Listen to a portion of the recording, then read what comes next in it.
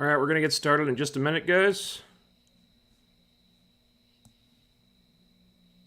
In the meantime, let me know if you can hear me in the chat room.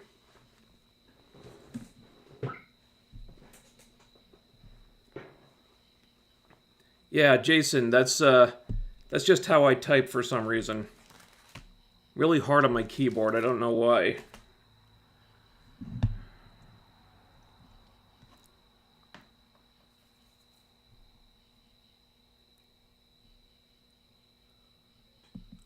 Okay.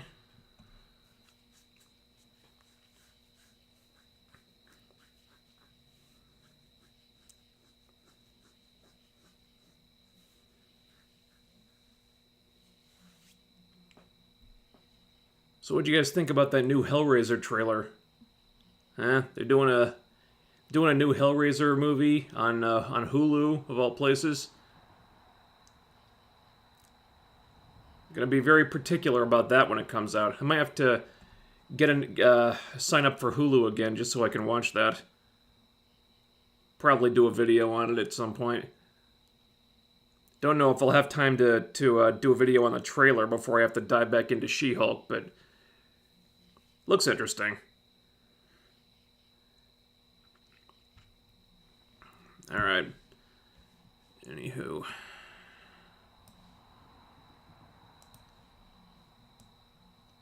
Let's get that out of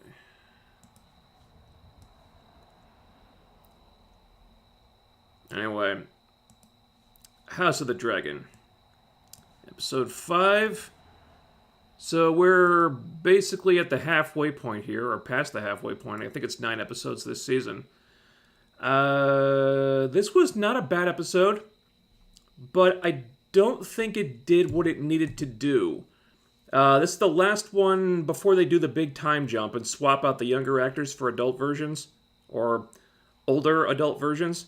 So I figured something pretty big would go down here, and it kind of seemed like it would for a while, but then it didn't really. You know, they got the princess married off, but they kind of downplayed how big of a thing it was for her.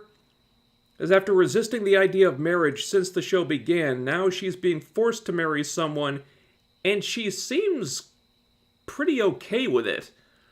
I mean, she even made a deal with her future husband that they'll do their duty to the realm and whatnot, but otherwise they can just sleep with whoever they want. And he seemed to like that arrangement too, so they're on the same page, and it looks like this arrangement may work out. Meanwhile, the king's health is dropping off a cliff. You've got Hightower telegraphing that, Viserys ain't going to be around for a long time. The episode ends with him collapsing at the wedding, so I figured, well, this is where he dies. And Rhaenyra goes on the throne, which is, what kicks off this big Targaryen civil war. But then in the promo for the next episode, it's like 10 years later, and the king is still there. So that whole thing felt like a big tease. And I don't know. It felt like the writers wanted to do something big here, but maybe they were hamstrung by the source material, and maybe they weren't up to the really big stuff in the book yet.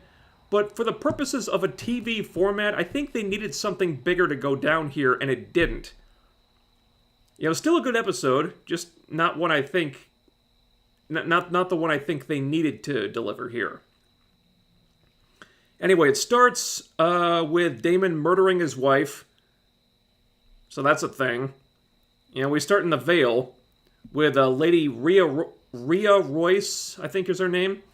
She goes out hunting by herself. She passes a cousin of hers, I think, Sir Gerald. He asks to join her, but she brushes him off, goes out alone, which is when she encounters Daemon on the road. She gets some digs in about the shit he's been talking about her up in King's Landing, and how he got passed over by a girl for the throne, ha. Then her horse throws her off. It's shot weirdly, so it's not clear what happened exactly, but it doesn't appear that Daemon did anything. The horse just went nuts and threw her off, because if Daemon did something, we don't see it.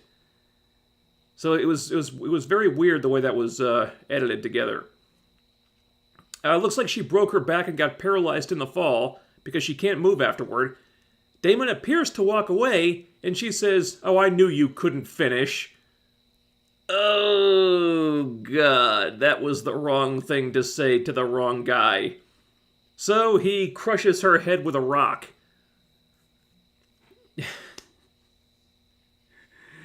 It's kind of too bad. I mean, that relationship seemed delightfully contentious. I would have liked to see them interact a little bit more. But anyway, we cut to the king getting seasick on a boat as they sail toward the Stepstones. And the more the writers keep hammering home how bad Viserys' health is, the less credible it feels that he's still alive after the time jump. Just saying. There is some good news, though. He named a new hand of the king, and it's that guy I like, Lord Lionel, I think? I'm still really bad with these names. It's the guy who always gives him good advice and doesn't have an agenda. Good for Viserys. That's a smart decision. So back at King's Landing, Hightower's about to leave as per order of the king when Alicent comes to see him. She doesn't want him to go, but she made that possible when she chose to believe Rhaenyra that nothing happened between her and Daemon. And she tries to, put the blame on him. This wouldn't have happened if you hadn't been so relentless about installing Aegon as the heir to the throne. He tells her that the king's health sucks, and he's not going to live to be an old man. And if Rhaenyra succeeds him on the throne, the realm won't accept her, and the realm will tear itself apart. And also, the only way for Rhaenyra to secure her claim to the throne would be to have Alicent's children killed. So Alicent needs to make a decision here. She's got to either side with her kids or with Rhaenyra, whom she has that weird will they, won't they, maybe they are, maybe they aren't relationship with. And she needs to prepare her kids to rule or just pray that Rhaenyra shows mercy on them. Good scene, but there's a lot about Alicent that still is not being said. And that's becoming an issue for me. Like, at some point, they're going to need to clarify exactly what there is between her and Rhaenyra. Were they just friends? Were they more than friends? Did Rhaenyra want them to be more than friends, but Alicent didn't feel the same way? Was it reciprocal and just not spoken of? We're lacking context right now. Because a lot of the way they've been acting is dependent on their situation being a certain way, but we don't know what it was. So, I mean, they're implying that at the very least Rhaenyra wanted them to be more than friends. We don't know how Alicent feels yet. And without that, this entire plot isn't quite landing the way it should. We just need to get it all out in the open. Because if we knew exactly what they were feeling, like on both sides, then I think all this would make a lot more sense than it currently does. Plus, I still have not seen much evidence that the realm wouldn't accept Rhaenyra as the queen. They keep telling us that she wouldn't be accepted. They haven't really shown us why. Like, she went out into King's Landing last week, and they did that little public play thing where the crowd kind of booed her, the idea of her as the queen, but that's really it. Why would she not be accepted by the entire realm? I still, just because she's a woman? I mean, you can't really play that card after we saw how beloved Daenerys was in Game of Thrones. People loved her as a queen until she, went insane. And before her, I mean, they loved Marjorie. I mean, yeah, Marjorie was not technically the ruler, but I mean, she was a beloved figure. Now they're telling us that, the realm will never accept a woman on the Iron Throne. Well, we've already seen multiple women on the Iron Throne in the last series. If you were going to play this card, you kind of needed to do that first, before Game of Thrones did all their shit,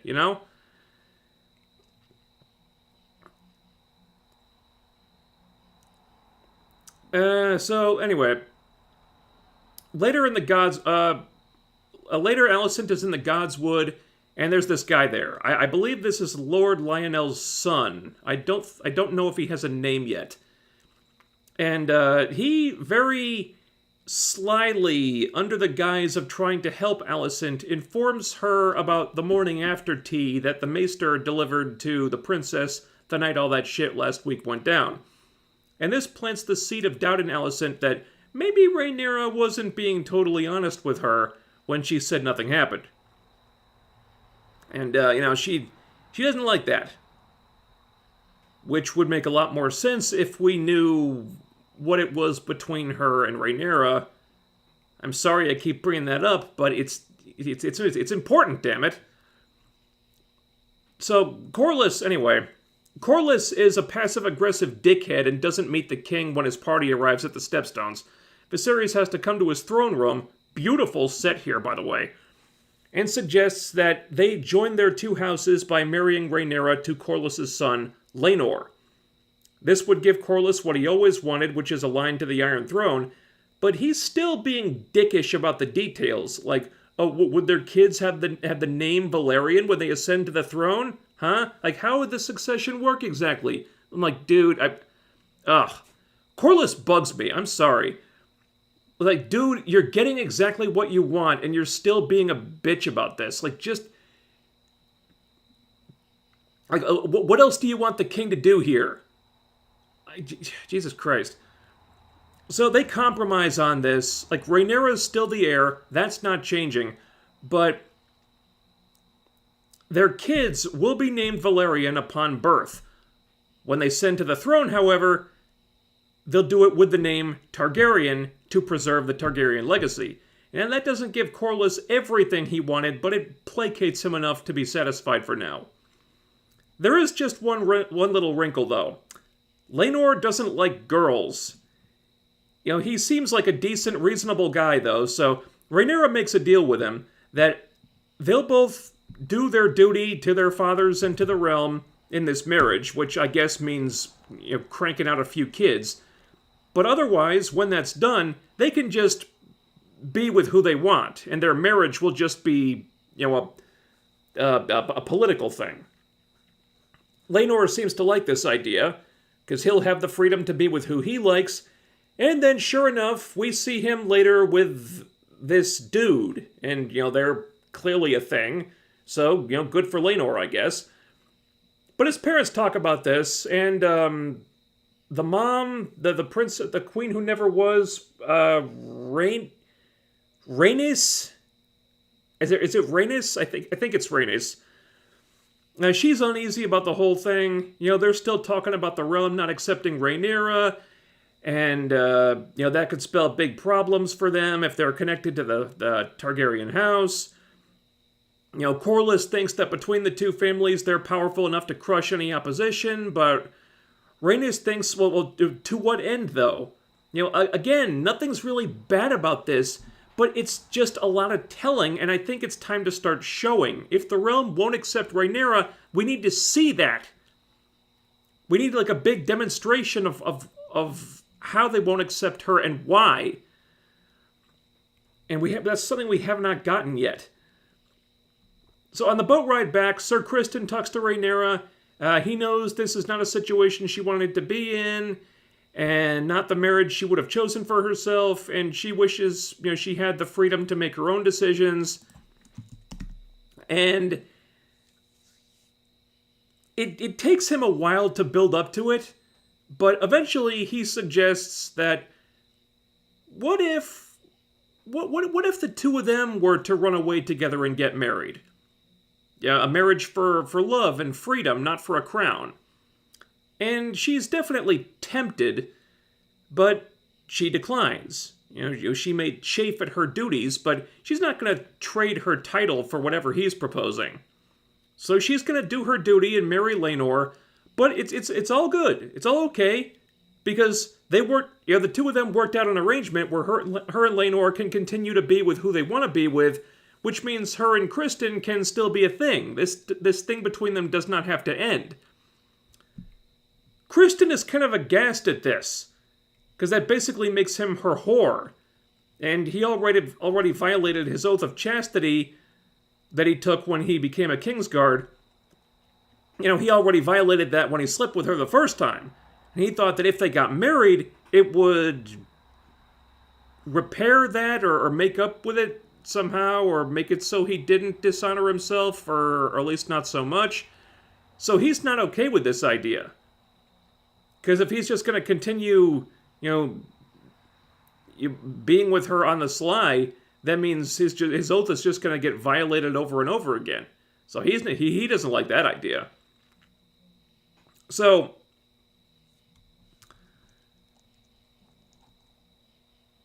no, he's not okay with that.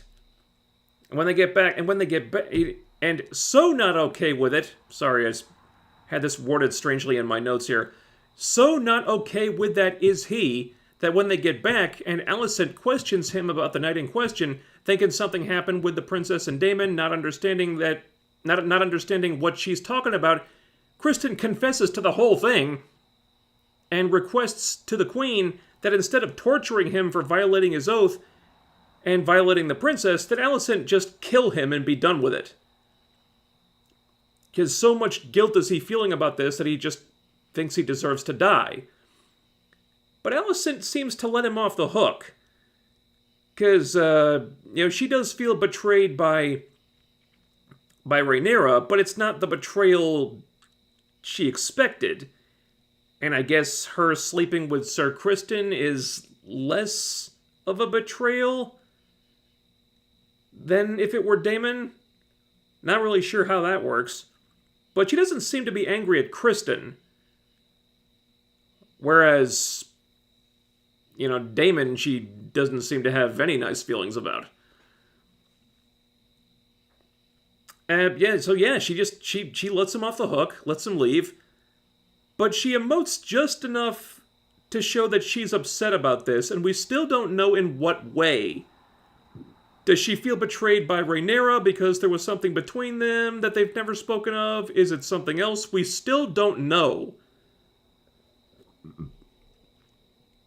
And without knowing that, this entire story is missing something. Then we cut to Viserys. Viserys, who looks half dead at this point. His arm is all fucked up. I don't know what's wrong with him exactly, but he's not doing well at all. He wonders how he'll be remembered in 100 years because, he hasn't fought or conquered anything. He hasn't done, doesn't seem to have any great accomplishments as king. He's ruled over the realm, during a time of peace, but, even though, Lionel thinks some people would call that good fortune, Viserys thinks, well, it doesn't make a good song, though. I kept the wheels on the bus, maybe, but, are people going to give a shit about that? Basically, he's just wondering what his reign might have been if he'd been a different man in a different situation, I guess. He's reflecting on what kind of king he's been and whatnot. So, they're all but saying that he's not long for this world. Because this is not a scene you do with a character if that character is planning on sticking around. This is something he says if that character is about to be written out. Except we know that he's going to be hanging around a lot longer. So I'm not sure what the aim is here. It's like the writers really want to kill him off, but I don't know. Maybe Martin put the brakes on or something. It feels like that's what the story wants to do, but for some reason they're keeping him around, and I don't know why. So, anyway, time for the big celebration. It's 7 days of feasting and tournaments and whatever, which seems like a huge waste of resources to me, but what do I know? Everybody gathers in the banquet hall. All the representatives of all the big families show up. Daemon and Alicent both make a big show of awkwardly interrupting everything with their entrances, and things are super prickly with them at the table for a lot of reasons. Sir Gerald from the first scene confronts Daemon at one point, and accuses him of exactly the thing he did. Daemon gives so few shits he doesn't even know who this guy is, and he doesn't confess, but he acts about as guilty as he possibly could. And upon learning that Gerald was his late wife's cousin, he pretty quickly inquires about his inheritance, because with Rhea dead, and since they had no kids, everything Rhea was to inherit will now pass to Daemon, which means he gets all of Runestone. That is one cold motherfucker. And Lionel and Viserys silently observe this exchange. It doesn't take a genius to figure out what happened, but they can't really do anything about it right now. So everybody starts dancing, and a bunch of things happen here. Daemon and Laena flirt a little bit. Laenor's dude thinks Sir Criston is the guy Rhaenyra wanted to continue to, quote, dine with after the marriage to Laenor.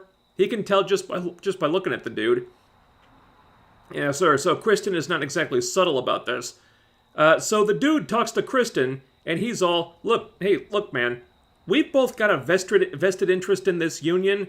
Laenor is very important to me. The princess is clearly very important to you. So if we just work to keep the princess and Laenor safe and protect protect their respective secrets, then everybody gets what they want, right? Easy peasy. Seems reasonable enough. But Criston's pretty agitated about the implication that he would continue violating his oath of chastity, so that comes out in a few minutes. But first, Daemon talks to Rhaenyra, and he knows this marriage is not what she wanted, and she basically dares him to take her to Dragonstone and make her his wife. And I don't think it's just a dare. She seems kind of into the idea, even if she is saying it out of spite. I mean, there's, regardless of everything that's happened, there's still a weird chemistry between these two. Because that's just how the Targaryens roll, I guess.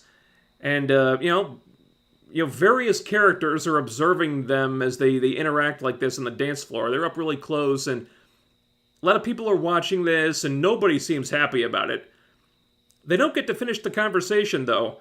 The party's interrupted when Criston starts beating Laenor's dude to death. So this big brawl breaks out, a lot of people start fighting, it's total chaos. Meanwhile, Viserys is getting a nosebleed. He can barely stand up at this point, which I guess is symbolic of him losing control of things. So the dude is dead now. His face is all caved in, and I don't know why Criston doesn't get arrested immediately for this, but for some reason he doesn't.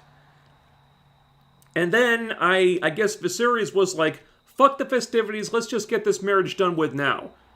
So the wedding is expedited that night, while Criston goes out into the Godswood and tries to kill himself before Alicent stops him.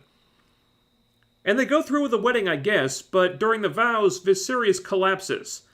I thought he was dead, and if he was, it would have made sense for the story, but next week, it's like a decade later and Viserys is still there. And now he looks like the old man that Hightower said he wouldn't live to be, so I'm not sure what's going on here. I think the writers really wanted to kill him off. Like, they really wanted to do something bigger or more momentous here to signify the midpoint of the season, or the point where everything changes, but for whatever reason, they couldn't do it. And without that big something happening, it just felt like something was lacking here. So, while this certainly isn't a bad episode, in a vacuum it was perfectly fine, but in the bigger picture of the whole season, I don't think this works that well. We needed something big to happen this week, and it almost did a couple times, but then they just took it back. Criston almost kills himself, but then they took it back. It looked like Viserys died, but then they took it back. It looked like somebody was calling out Daemon for murdering his wife, but then they took it back. Like, they keep delaying these big things from happening because I guess we're not up to the part in the book where they do. But for a TV show, I think we needed some big event to happen in this episode at least, and it didn't. And that's the problem I'm having with this. Nevertheless, still a really good TV. Still a fine episode, and I'm still enjoying the show. I can't say how I'm going to feel once they've swapped out the younger actors, because I've gotten attached to them now, but I guess we'll cross that bridge when we come to it. Excuse me. So what did you guys think about this? Let's find out.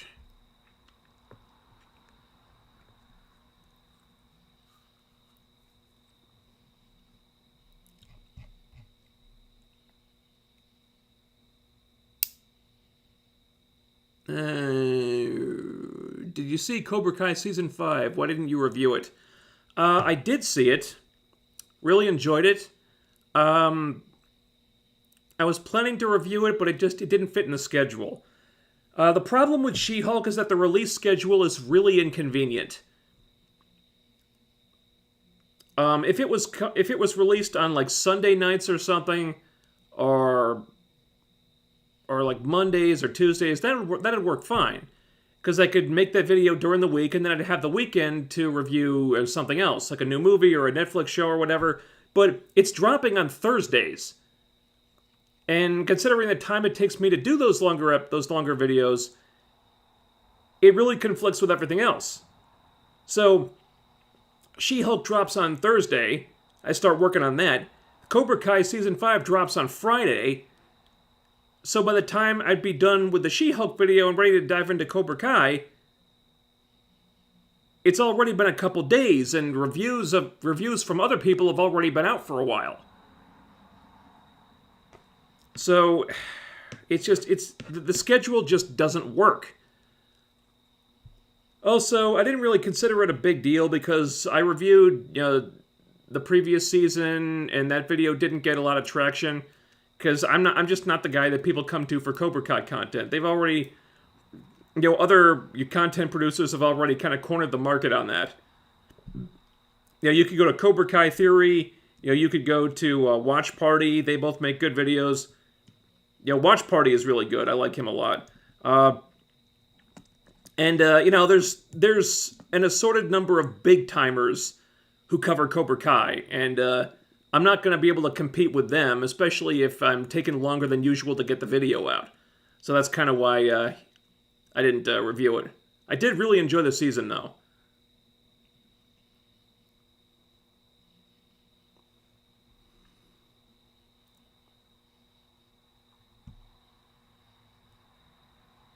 He's going to die in episode 10. His condition has worsened.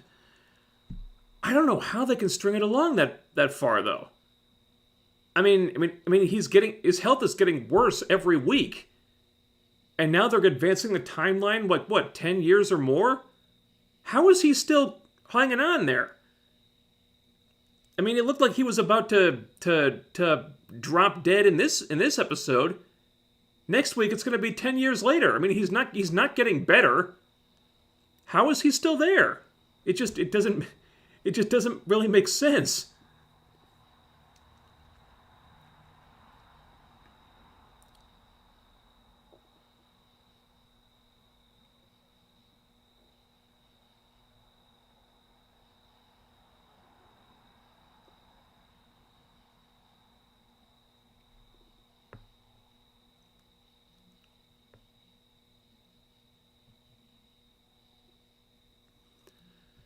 Both actresses confirmed they played the role as if they had sexual tension between the two. No, I got that, yeah. What I need to know is, was that what the writers intended? And if so, I would like a little bit of acknowledgement. Because right now it's all implied in the actresses' performances. And, I need a little bit more, because we're implying an awful lot based on very little. It seems like a big part of the tension between them is because of something that's been left unsaid or unresolved between them that nobody has ever spoken of. And I'm not saying you have to speak on it directly, but I need some additional context, is what I'm saying.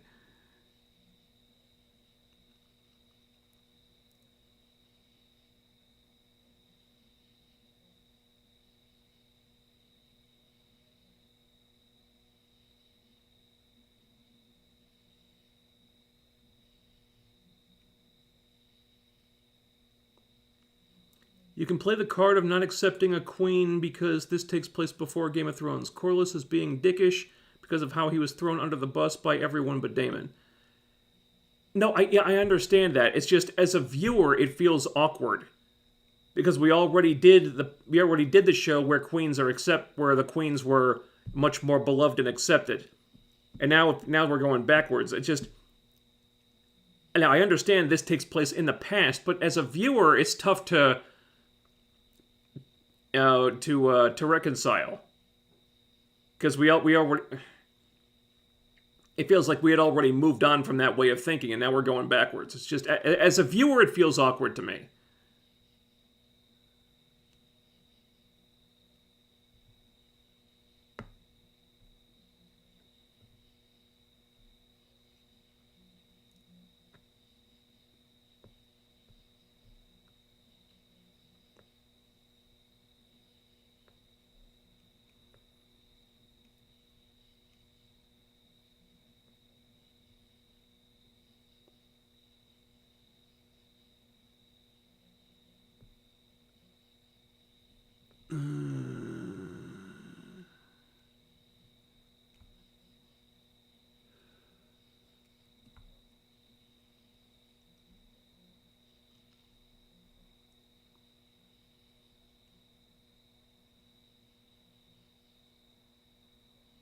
Did you notice the tapestry on the walls, on her walls, Alicent? That is also, I know why Alicent's mad at her.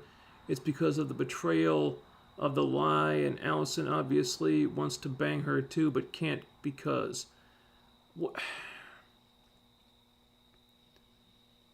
Well, I think Alicent is kind of past the point where she's allowed to be mad about that. I mean, she did marry Rhaenyra's dad, had 2 kids with him. I know that's not what she wanted, clearly, but she can't really, she can't really resent Rhaenyra for wanting to live her life. I know, emotions aren't always logical, but still, it's like, I don't know, it kind of makes Alicent look like a hypocrite.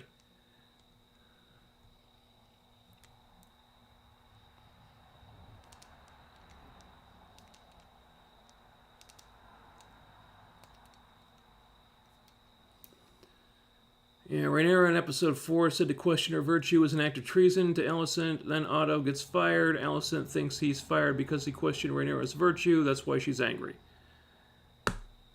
Yeah. Yeah, it is. I'm just wondering if there's something more to it. It seems like the root of all this resentment seems to be something unspoken between Rhaenyra and Alicent. I think if that was not an issue, I don't think things would be so emotionally charged in this situation. But it is, and that's why I need more information about this.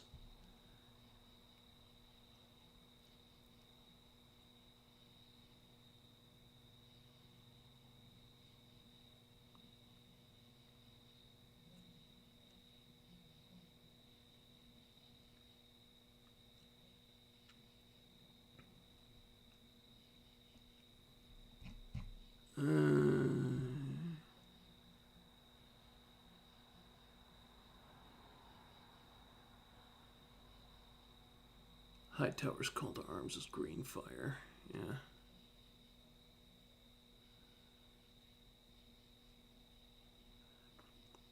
Alicent donning the green dress is the hook in mid-season. Well, true. I kind of wish they'd had a better way to illustrate that, though, because I had no idea what the color green meant for Hightower. I mean, I had to be told about that after she walked in.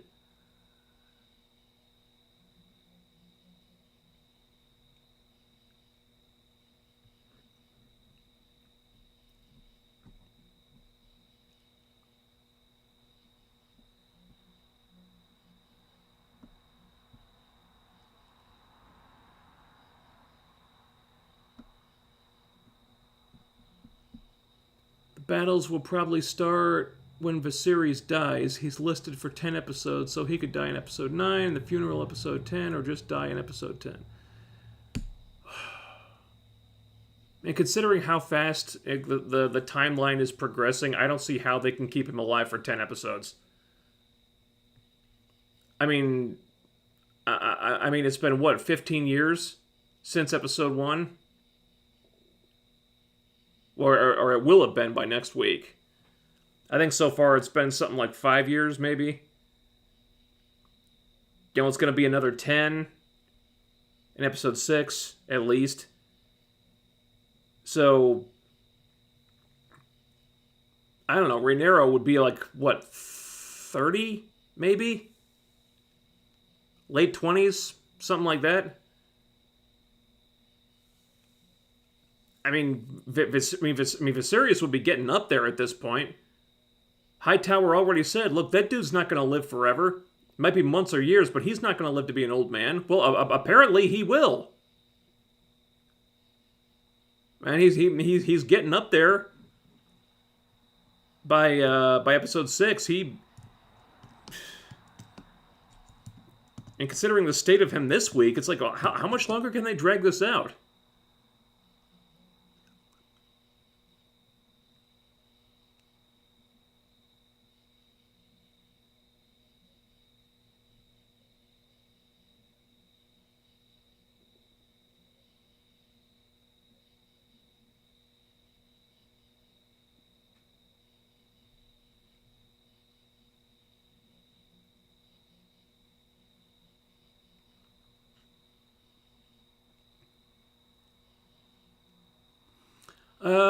Well, hold on. Likes the bacon. Thank you very much for the super chat. Appreciate your analysis. I enjoy your balanced takes. Any interest in watching the cyberpunk anime? You know, I put it on the list in my Netflix account. Haven't had a chance to watch it. I figured I might give it a look if I had some free time. I don't know, maybe I'll watch an episode tomorrow before She-Hulk. She-Hulk. Gotta go back to that. Tomorrow night. God. What are they gonna do to Daredevil? I don't even want to think about it. Maybe I shouldn't complain about She-Hulk though, because that show has I've gotten so many new subscribers off those videos. I wasn't sure if I was going to make it to 45,000 subscribers, but I'll probably make it in the next couple days thanks to these She-Hulk videos. So I shouldn't complain, but oh man, that show is so bad. Oh God. I just know they're going to ruin Daredevil, aren't they? So infuriating. But thank you very much for the $20.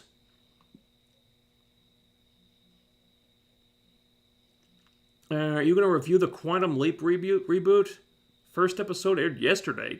Did it? I had no idea. I mean, I've seen the trailer online. I haven't seen any advertising for it, though. Geez, it already premiered. I had no idea it had premiered.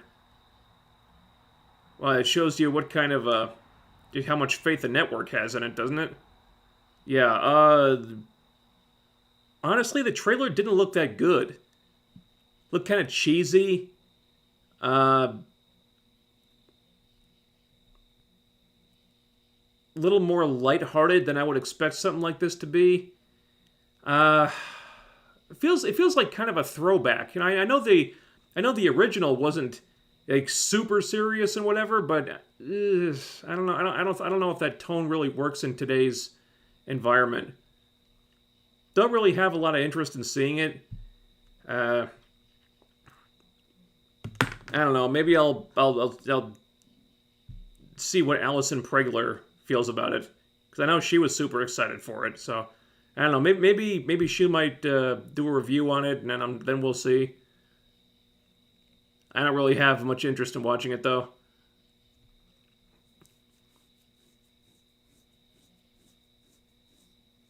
It's a list of stuff: sexual tension, jealousy, firing of her father, being backed into a corner, Rhaenyra being named the heir, not her kids. It's like a build up to everything. Yeah, yeah. I think it all began with the sexual tension though, and that's the stuff that's been kept uh, very vague, a little too vague. I would just like a finer point be put on that. I think if they were able to do that, it might put everything in a better context, or it would just clarify a few things.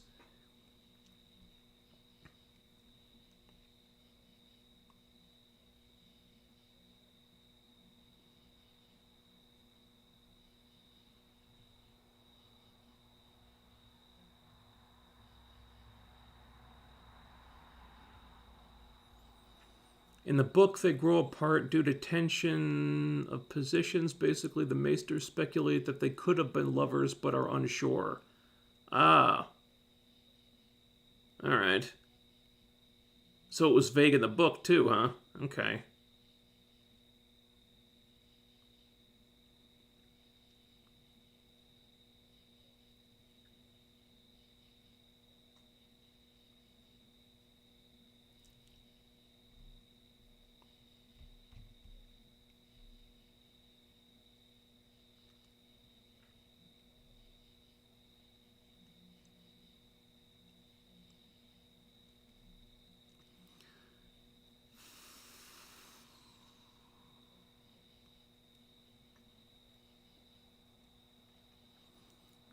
By episode 6, 15 years will have gone by from episode 1.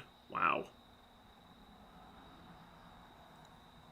Alicent is 30, Rhaenyra is like 25, 26. The war starts when she's 32. Okay.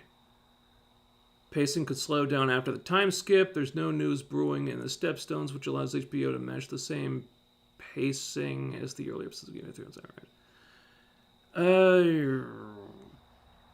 Have you seen the new Hellraiser film trailer? If so, what did you think? I did see it. I'm unsure about it right now. I don't want to say too much because I might do a video on that later if I have the time. I don't know if I will, but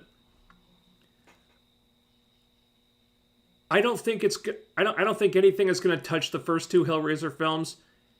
This didn't look terrible. Don't quote me on that, but I mean, the new Pinhead looks better than I expected. I know there's been a couple actors who played the character since Doug Bradley. This, based on what very little I saw here, this one looks pretty good. I think Clive Barker is involved here. They had the original musical cue, like the original musical score in the trailer, so that made me want to like this a lot because that score is fucking epic. And in terms of Pinhead himself, I think they're taking more inspiration from the Hellbound Heart, which is probably not a bad thing. We'll see. I mean, I definitely want to watch it. So I guess I'm gonna have to sign up for Hulu again after I canceled my original account. So I expect I'll be doing a video on that when it comes out. I really don't want to dislike Hellraiser because I've never been a horror guy. I do really love those first two movies though. Those movies in my opinion are all-time classics. So if we could get a good Hellraiser movie again, I'd be all over that. I don't know. History has taught me to be very skeptical about these things. but I want to root for this project to succeed. So we'll see. I don't know if this is a sequel or a reboot or what, but you know, some parts of it looked promising. I guess you know, without a longer trailer, can't really tell that much. But hey, they used the music.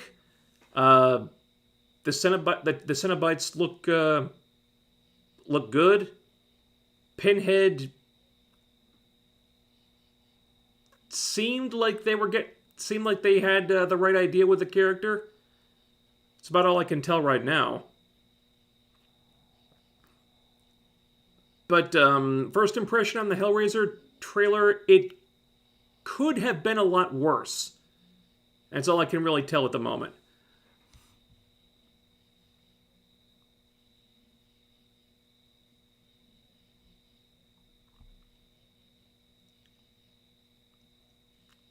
"56 is not an old man." Well, sure, but I mean, look at the guy. I mean, whatever illness he has is really taking it out of him. I mean, he looks a lot older than 56 in the next episode, and he was about to drop dead in this one.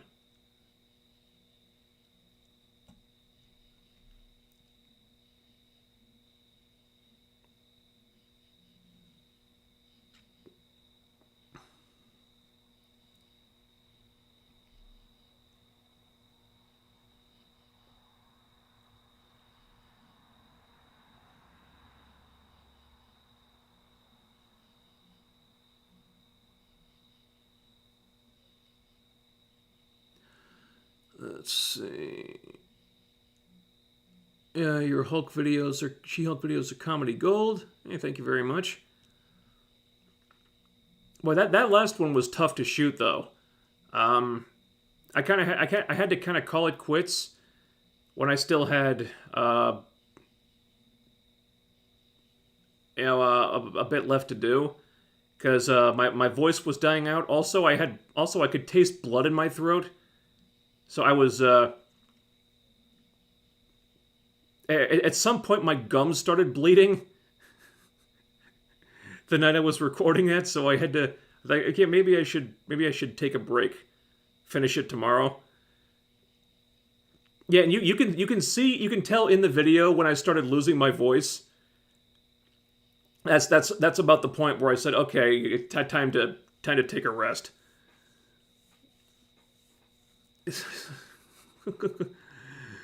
So yeah, that one was tough to get through.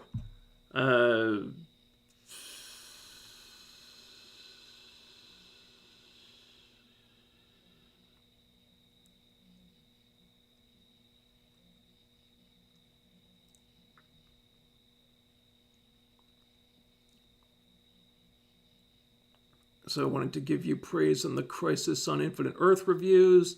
Still enjoy watching those. It's so funny, and I see a lot of similarities in the She-Hulk writing. Oh, thank you. Well, those were tough to get through too. Like, and I thought I'd just do part one, and somehow I got sucked into doing the entire crossover. Boy. Well, you don't know how much those reviews took out of me. I mean, it's stressful enough just doing one, but doing seven in a row like that over a course of like a week and a half, that was pretty exhausting. So I'm kind of glad I didn't have to do that again.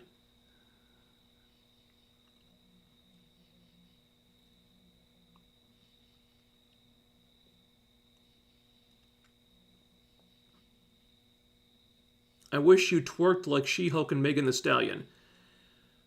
Oy. You know, I was actually going to do that at one point. Like, I was going to twerk ironically as a gag, and then at the very end, while the music was playing over my logo, I was just going to have it, like, doing, like, a screech, and then have, like, some dance music kick in, like, and then it just cut to me, like, twerking ironically. I don't know. I decided against it though, But I was actually planning to do that at one point.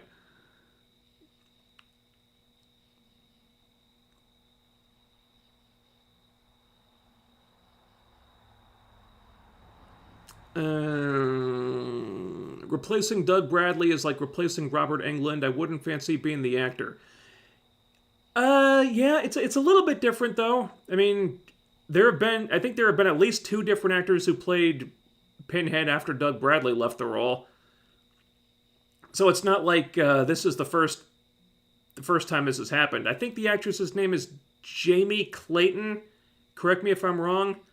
She was in Sense8 before this, and I liked her in that show. So I believe this interpretation is going to be closer to the one in A Hellbound Heart that the original movie was based on. And yeah, it's a different version. But look, nothing is ever going to compete with can't talk. Nothing will ever compete with the Doug Bradley version. So instead of having an actor trying and failing to imitate Doug Bradley, maybe it's better that they try something different.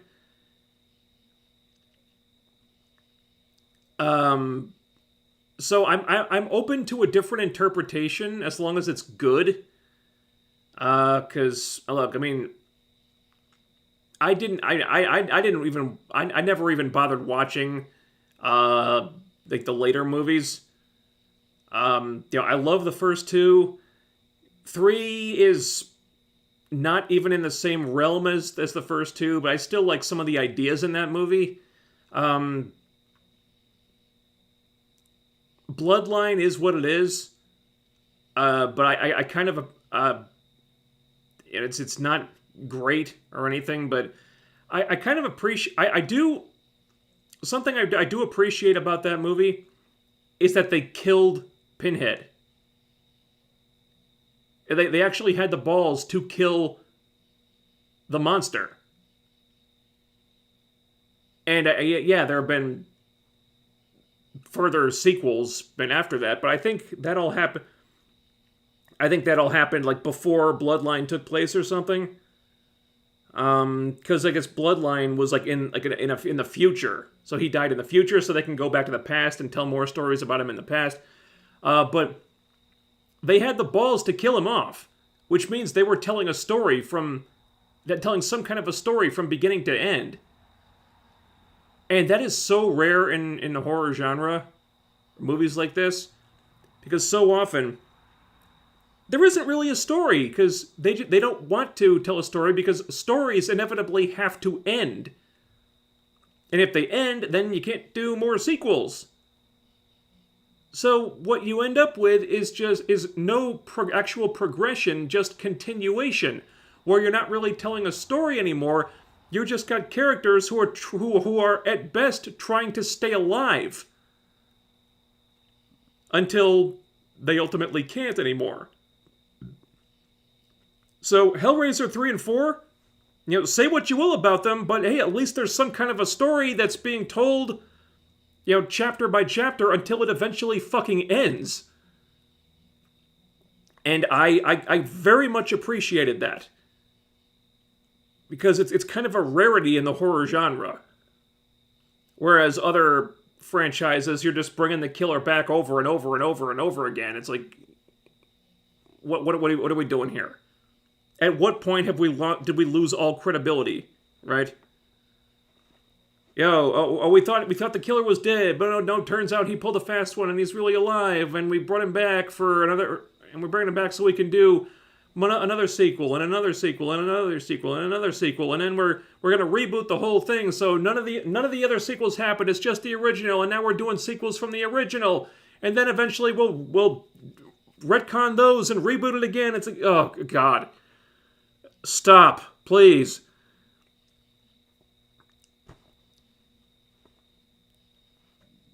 Wow, I really went off on a tangent there, didn't I? I don't even remember what I was talking about.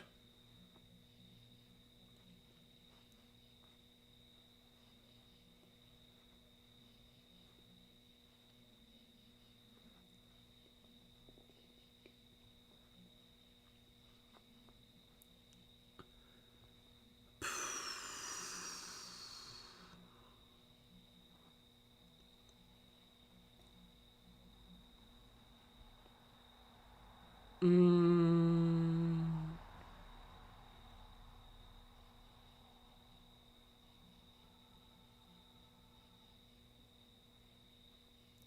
who do you think is more stupid, She-Hulk or the Flash? Oh, the Flash. No question. I mean, Jen's an idiot, but at least her stupidity never put the entire human race in jeopardy. I mean, Barry actually did that multiple times. Did it in the season 1 finale, did it in the season 2 finale. I mean, fuck Barry Allen. Jesus Christ. I mean, at least Jen's stupidity doesn't really affect anyone but her. You know? Good.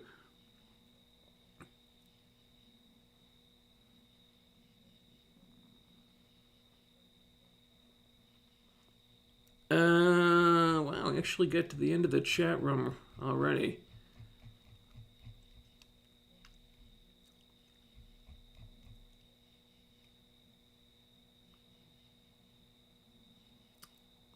Those old Supergirl reviews got me into seeing what the rest was up to with each series.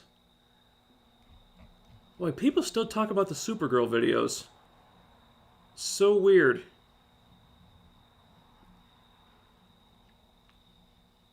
Kind of a shame that I had to stop doing those because YouTube kept claiming them.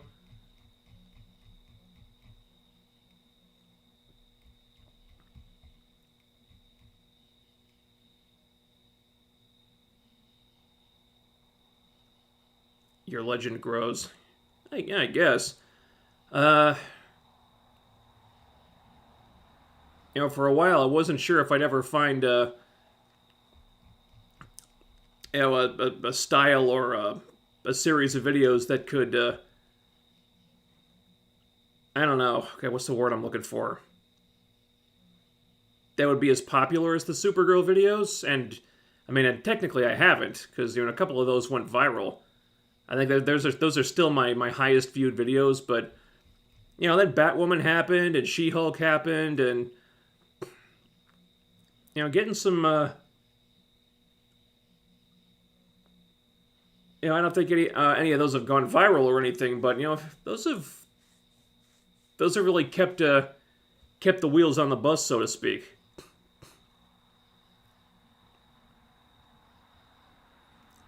You should watch Gotham Knights. Dude, the Gotham Knights trailer reaction got something like... Good lord, what was it?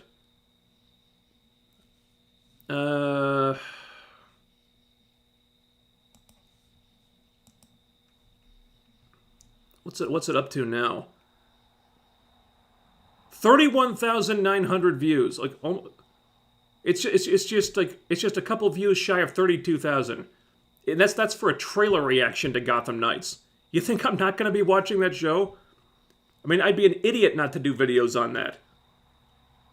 So after She-Hulk finishes up, I got a little bit of a respite, and then here comes Gotham Knights. Now, I don't think for a second that show is going to last very long. That'll be another... If it lasts as long as Naomi did, it'll be a fucking miracle. But I'd be insane not to cover that show.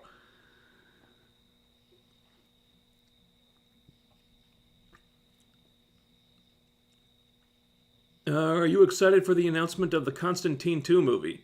Actually, yeah. I know it's not, a comics accurate version, but the first movie was surprisingly good. So, I mean, and I understand it's the same team coming back to make the sequel. So, yeah, I'm excited. I'll definitely watch it. I like the first movie a lot. I heard Gotham Knights was canceled. No, it's still going forward. I heard that same rumor though. Apparently it was bogus. But they're in production now, so that's still a thing. I doubt it'll be for very long. In this movie, Constantine is black. Nope. No, it's still Keanu. Funny thing though, J.J. Abrams and his Bad Robot company were working on a Constantine project that had apparently was going to do a black Constantine. Midnight's Edge did a video about this, and I guess that the decision to move forward with a sequel to the Keanu Constantine means that the J.J. Abrams version will not be going forward, I guess, or at least that one got axed. So it makes me even more inclined to want to support Constantine 2, knowing that this movie screwed over something J.J. Abrams wanted to do. So I'm really rooting for the Keanu sequel to succeed now because of that.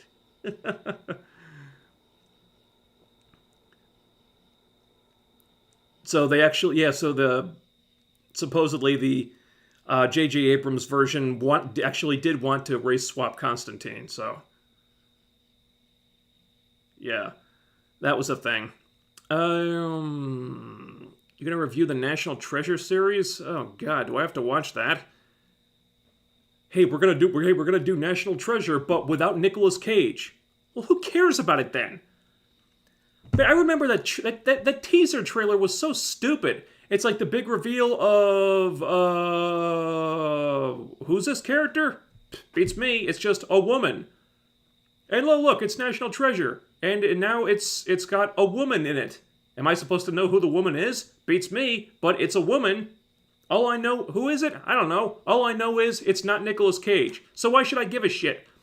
Why are you doing National Treasure without Nicolas Cage? Nicolas Cage is what made National Treasure work. You take him away, what the hell have you got? Well, you've got a woman. Oh, great.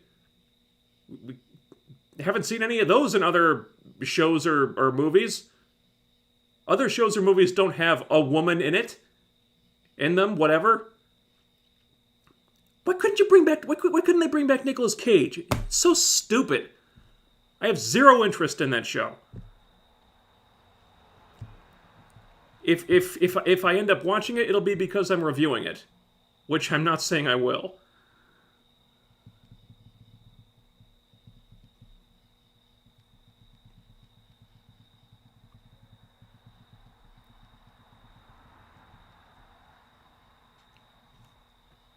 Would you go on Nerdrotic if they offered you on? Sure. As of now, that hasn't happened. But would I jump at the chance to interact with much bigger content creators than myself and get increased exposure for my channel? Yeah.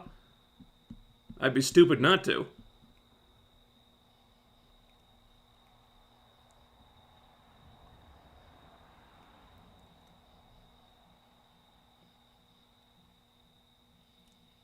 Okay, alright.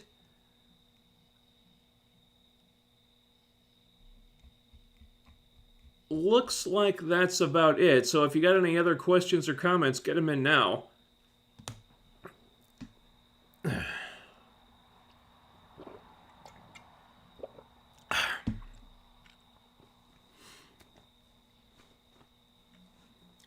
Hope they invite you to Friday Night Tights or Mauler to EFAP. Oh, that'd be cool. Of course, Friday nights I'm usually waist deep in editing, so... I mean, I could make time for it if I ever got the invite. That'd be fun to do. Because I really enjoyed doing that group video when all the critics who survived Batwoman season 2 got together with heel versus babyface. I really enjoyed doing that one. That was a lot of fun. I'd love to do something like that again. Will you watch Indiana Jones 5? Well, I expect I'll be reviewing it. That is kind of what I do.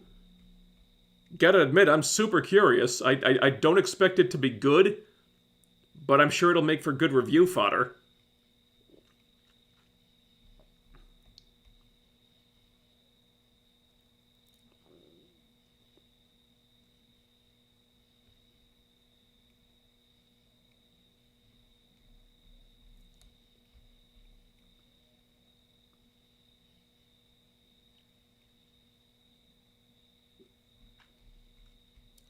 Excited for the new Mission Impossible?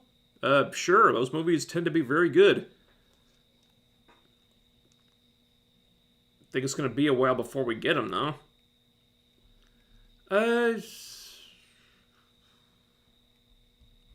Anything else we need to cover here?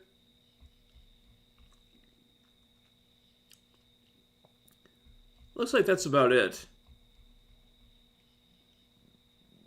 I guess we can probably wrap it up here. So thank you to everybody who tuned in. Thank you to Likes the Bacon for the very generous super chat. As usual, once we end the stream here tonight, the stream will be set to private and moved to the live streaming channel. Link for that's in the description box. So if you want to listen to any of these live streams again, that's where they'll be. So go subscribe to that. Or you can find it at Thorias Unlimited live streams. Just do a search for that, it'll come right up. So thank you to everybody in the chat room. Thanks for talking about House of the Dragon with me. Next week's episode should be interesting. I've gotten attached to the younger actors now, so I don't know how I'm gonna feel when they swap them out. But we'll see. In the meantime, I'm gonna go watch that Hellraiser trailer again. I don't know if I'll do a video on that. I'd have to do it tonight or tomorrow, and my voice isn't feeling so great right now, so I don't know. We'll see. I gotta watch that again because I expect I'm gonna have some really strong opinions on that one. Because I would love it if we got a good Hellraiser movie. Because I don't know, all that straight to video shit. I mean, I haven't even bothered with that one. After the first 4, Dad had no real interest in the series after that. But this, I don't know, this one could be good. If Clive Barker's involved, I mean, it seems like, based on what I saw in the trailer, seems like they might have something good on their hands here, but it's too early to tell right now. We'll see. So again, thank you to everybody. Thanks for talking to me. I will see you, I guess, at the same time, same night next week for episode 6 of House of the Dragon. Until then, stay tuned for the next She-Hulk. Oh God, the next She-Hulk video for She-Hulk episode 6, where Daredevil comes back. Oh God, they're gonna ruin him, aren't they? Oh boy, fingers crossed. Thanks for talking to me. I'll see you next time.